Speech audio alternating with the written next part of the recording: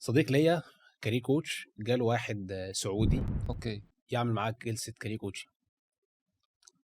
فكانوا قاعدين في كافيه كده في مول محترم في احد مدن المملكه يعني. امم فبيقول له احكي لي انت ايه التوبيك هنتكلم فيه النهارده، ايه المشكله اللي انت جاي بيها يعني. امم تخيل مشكلته كانت ايه، كان محبط جدا ومكتئب.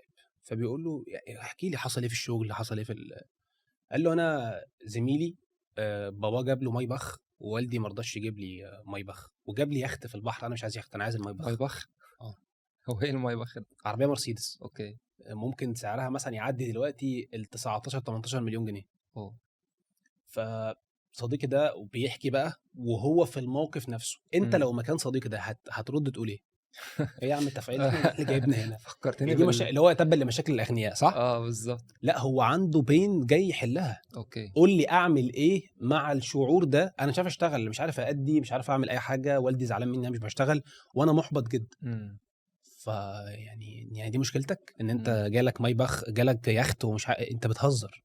امم لو انت سمعت الكونسبت ده بالفكره اللي انت لسه قايلها حالا، قوم يا ابني خد فلوسك وامشي. امم انت اصلا دافع فلوس عشان تعمل ايه؟ بص المايند سيت دي هي فاليد وتحترم. هو عنده فعلا وجع في حياته انه متضايق. اوكي. سيبك من متضايق ليه، احنا لسه قايلين المشاعر لا تناقض. انا متضايق، اوكي. قول لي حل.